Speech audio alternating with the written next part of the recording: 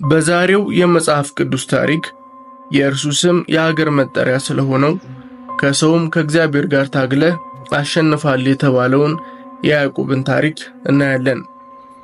በጥንት ዘመን አንድ ይስሐቅ የሚባል ሰው ነበር። ይስሐቅ 40 ዓመት ሲሞላው ርብቃን አገባ። ርብቃም መካን ነበረች።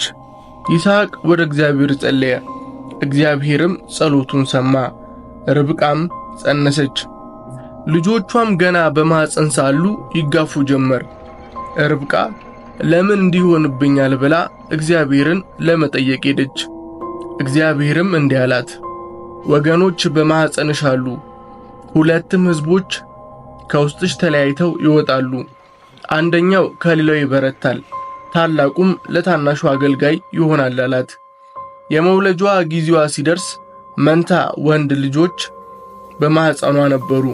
በመጀመሪያ የተወለደው መልኩ ቀይ፣ ሰውነቱም በሙሉ ፀጉር የለበሰ ነበር። ስለዚህ ስሙ ኤሳው ተባለ። ከዚያም ወንድሙ ተወለደ፣ በእጁም የኤሳውን ተረከዝ ይዞ ወጣ። ከዚህም የተነሳ ያዕቆብ ተባለ። ይስሐቅ ልጆቹ ሲወለዱ የ60 ዓመት ሰው ነበር። ልጆቹም አደጉ። ኤሳው ጎበዝ የበረሃም ሰው ሆነ። አባቱ ይስሐቅም ከአደን የመጣ ሥጋ ደስ ይለው ስለነበር ኤሳውን ይወደው ነበር። ያዕቆብ ግን ጭምት ከድንኳኑ የማይወጣ ሰው ነበር። እናቱ ርብቃም ተወደው ነበር። አንድ ቀን ያዕቆብ ወጥ እየሰራ ሳለ ኤሳው እጅግ ተርቦ ከዱር መጣ። ኤሳውም ያዕቆብን ቶሎ በል በጣም ርቦኛልና ከዚህ ቀይ ወጥ አብላኝ አለው። ያዕቆብም በመጀመሪያ ብኩርናህን ሽጥልኝ አለው። ኤሳውም እነሆ ልሞት ደርሻለሁ፣ ታዲያ ብኩርናው ምን ያደርግልኛል አለ። ያዕቆብም ኤሳውን እንዲህ ከሆነ አስቀድመ ማልልኝ አለው። ስለዚህ ማልለት፣ ብኩርናውንም ለያዕቆብ ሸጠለት። ያዕቆብም ለኤሳው እንጀራና የምስር ወጥ ሰጠው። እርሱም ከበላና ከጠጣ በኋላ ተነስቶ ሄደ። ኤሳው ብኩርናውን እንዲህ አድርጎ አቃለላት። ይስሐቅ አርጅቶ ዓይኖቹ ደክመው ማየት በተሳናቸው ጊዜ ታላቁ ልጁን ኤሳውን ጠርቶ ልጄ ሆይ እኔ አርጅቻለሁ፣ የምሞትበትንም ቀን አላውቅም። ስለዚህ የአደን መሳሪያህን ይዘህ ወደ ዱር ሂድ፣ አድነህም አምጣልኝ። ከመሞቴ በፊት እንድመርቅህ የምወደውን አይነት ጣዕም ያለው ምግብ አዘጋጅተህ አብላኝ አለው። ይስሐቅ ለልጁ የተናገረውን ርብቃ ትሰማ ስለነበር ኤሳው የታዘዘውን ለማምጣት ለአደን እንደወጣ ርብቃ ለልጇ ለያዕቆብ እንዲህ አለችው፣ አባትህ ኤሳውን ከመሞቴ በፊት በእግዚአብሔር ፊት እንድመርቅህ ጥሩ ጣዕም ያለው ምግብ እንድበላ አዘጋጅልኝ ሲል ሰምቻለሁ። ልጄ ሆይ እንግዲህ የምነግርህን በጥሞና ስማኝ፣ የምልህንም አድርግ። ተነሳና ወደ መንጋው ሄደ 2 ፍርጥም ያሉ የፍየል ጠቦቶች አምጣልኝ። እኔም አባትህ የሚወደውን አይነት ምግብ አዘጋጅለታለሁ። እርሱም ከመሞቱ በፊት እንዲመርቅህ ይዘህለት ግባና ይብላ አለችው። ያዕቆብም እናቱን ርብቃን እንዲህ አላት፣ ወንድሜ ኤሳው ሰውነቱ ጠጉራም ነው፣ የእኔ ገላ ግን ለስላሳ ነው። ታዲያ አባቴ ቢዳስሰኝ እንዳታለልኩት ያውቃል። ይህ ከሆነ ደግሞ በምርቃት ፋንታ እርግማን አተርፋለሁ ማለት ነው። እናቱም ልጄ ሆይ የአንተ እርግማን በእኔ ላይ ይድረስ፣ ግድ የለህም፣ እንደነገርኩ ሄደ ጠቦቶቹን አምጣልኝ አለችው። እርሱም ሄዶ ጠቦቶቹን ለእናቱ አመጣላት። እርሷም ልክ አባቱ እንደሚወደው አይነት አጣፍጣ ጥሩ ምግብ አዘጋጀችለት። ከዚያም ርብቃ በቤት ያስቀመጠችውን የታላቁን ልጇን የኤሳውን ምርጥ ልብስ አንስታ ለታናሹ ልጇ ለያዕቆብ አለበሰችው። እንዲሁም የአንገቱን ለስላሳ ክፍል የጠቦቶቹን ቆዳ አለበሰችው።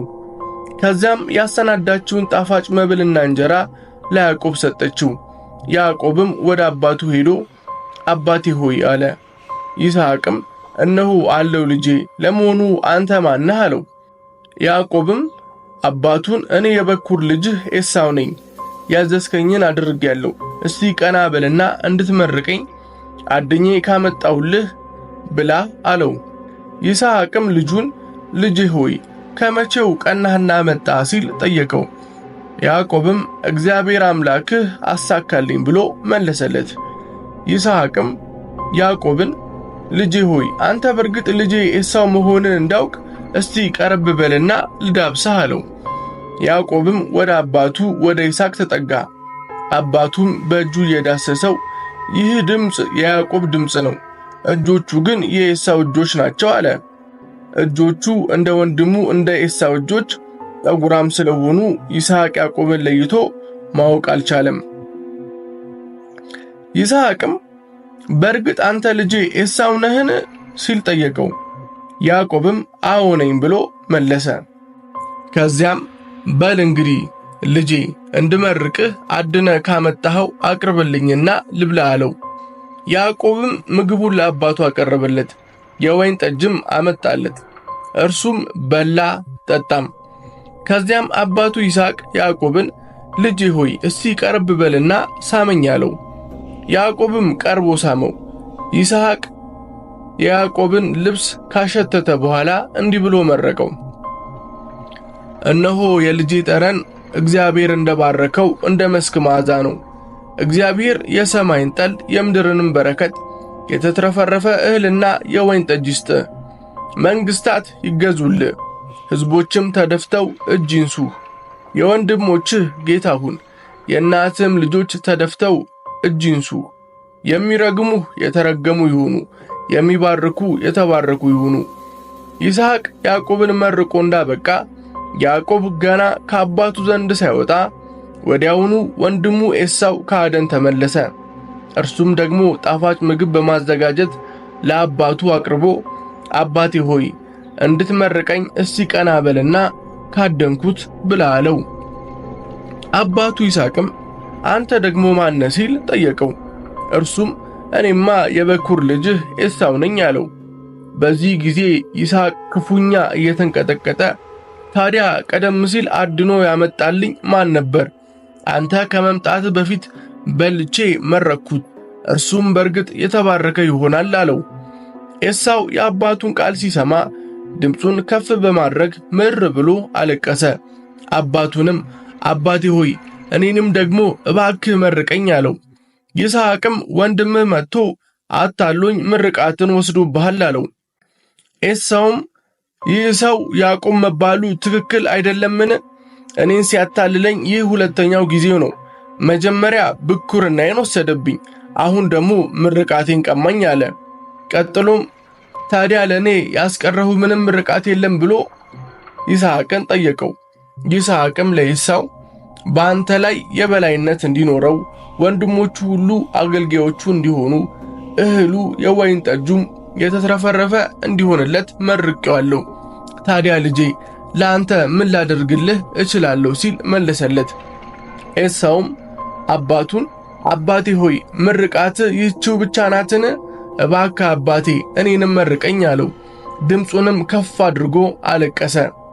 አባቱ ይስሐቅም እንዲህ ሲል መለሰለት፣ መኖሪያ ከምድር በረከት ከላይም ከሰማይ ጠል የራቀ ይሆናል። በሰይፍ ትኖራለህ፣ የወንድምህም አገልጋይ ትሆናለህ።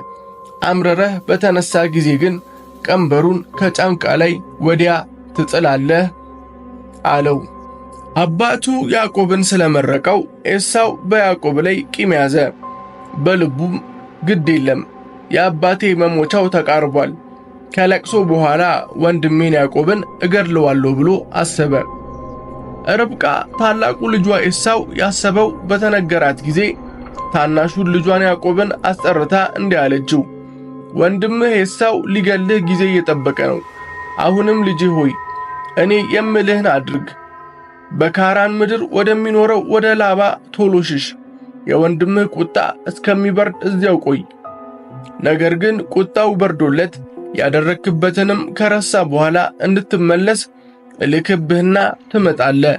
ሁለታችሁንም በአንድ ቀን ለምን ልጣ አለችው። ከዚያም ርብቃ ይስሐቅን ኤሳው ባገባቸው በኬጢያውያን ሴቶች ምክንያት መኖር አስጠልቶኛል፣ ያዕቆብም ከዚህ ሀገር ሴቶች የሚያገባ ከሆነ ሞቴን እመርጣለሁ